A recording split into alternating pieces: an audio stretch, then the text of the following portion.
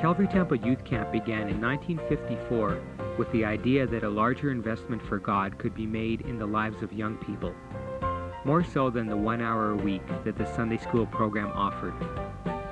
This idea was shared with others that had the same burden of reaching young lives for the kingdom of God, and soon the search was on for a suitable campsite.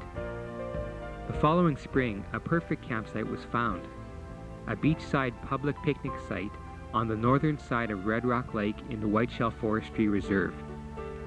Today we know it as the Whiteshell Provincial Park. The number 307 highway at that time was nothing more than a rough gravel road. The road that went from the highway into the camp used to continue on traveling right through the camp and into other parts of the lake. The work began in the summer of 1955, involving carpenters, painters, and many people who were simply willing to do whatever was needed. They began building the lodge that would eventually be used for the first camping season, which was only 6 weeks away. For the first year, the only buildings that were completed were the lodge, although slightly smaller than it is now, and one outhouse, which incidentally was a 2-seater with no partition.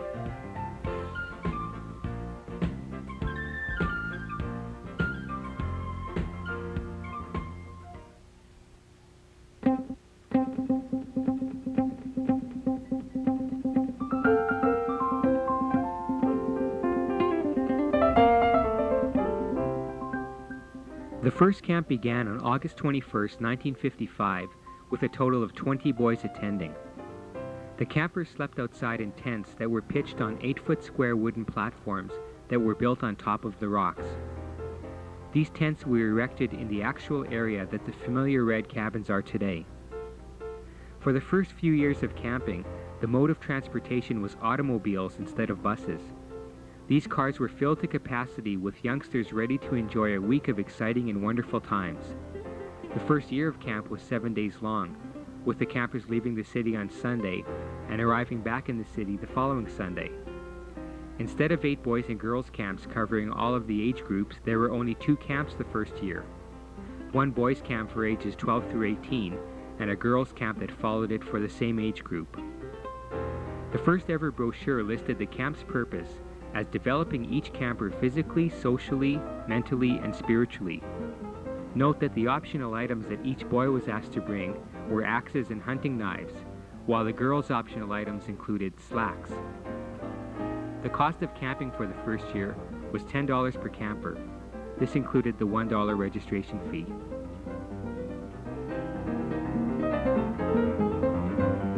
The original director of the first camp was Dave Wilson, and the dual role of spiritual guide and lifeguard went to Bill Michalski. The director's position for the first girls' camp was filled by Grace Brown. The activities of the early camps included rowboating, swimming, baseball, basketball, soccer, football, many of the activities that are enjoyed by the campers today.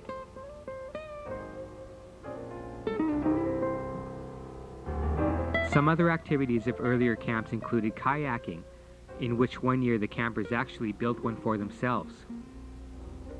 For the boys' camp, a form of man-to-man combat was played, an advanced version of the popular Capture the Flag game.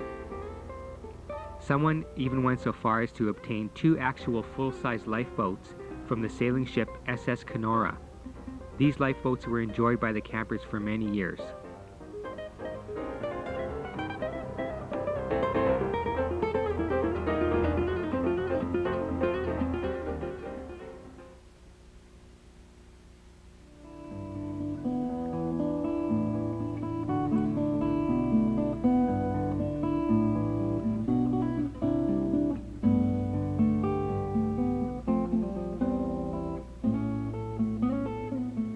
An actual day at the early camps began at approximately 6:30 with the playing of reveille. The counselors would then gather in the lodge for a brief prep time, then the campers would be awakened at 7 o'clock. All of the campers would then line up in front of the lodge. Each camper was required to bring their soap, towel, and toothpaste.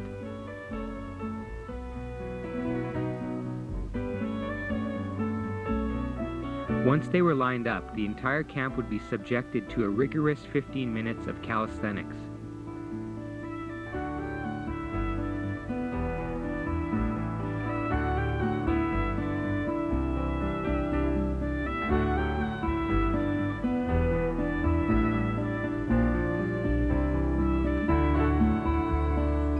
Wash-up was done in the cool morning waters of Red Rock Lake. The director employed the touch-the-cheek method to inspect each camper. A cold cheek meant they had actually been in the water, while a warm cheek meant it was back in the lake to wash up properly. After breakfast and the morning duties were completed, the campers' tents were tidied up and inspected.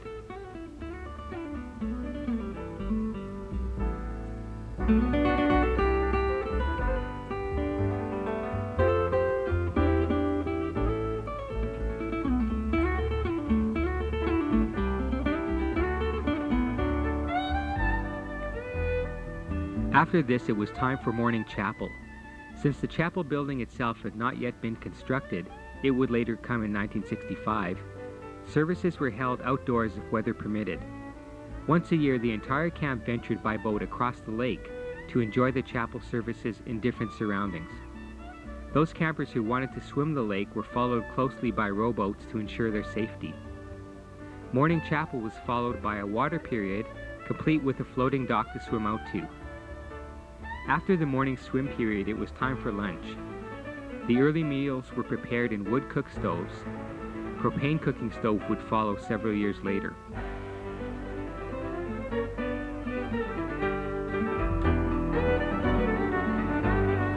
After lunch, a variety of sports and other water-based activities filled the afternoon. After supper, the campers were given free time. Then it was time for the evening chapel session, and once this was completed, it was time for bed.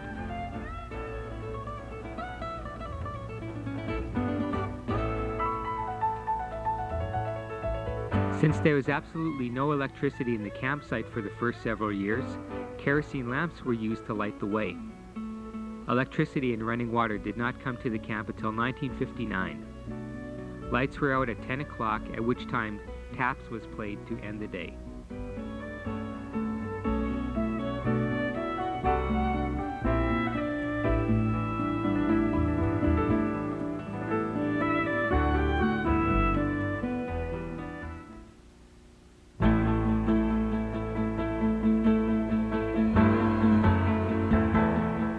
In the years that followed, several cabins were added for the overall comfort and protection of the campers.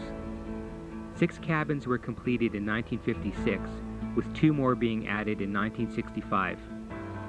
The staff cabin was completed in 1961, and it would also be expanded in later years.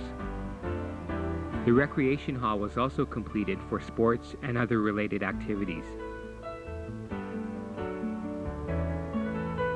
The chapel building was erected in 1965, with its familiar church bell actually coming from an old steam locomotive from the Canadian National Railway. The chapel's comfortable fold-down seats were procured for the tidy sum of $1 from the Capitol Theatre in Winnipeg. With its stained glass windows, the chapel was a welcome addition to the campsite. In later years, material from the old Calvary Temple Church building in Winnipeg would be added to the chapel to preserve the memory of the old church. This can be seen in the front paneling and the pews. Although the camp has changed dramatically in appearance from the early years, its overall goal is still the same: to reach young people and tell them of the wonderful things the Lord has in store for them. We look forward to the future and whatever God has in store for this special ministry of Calvary Temple.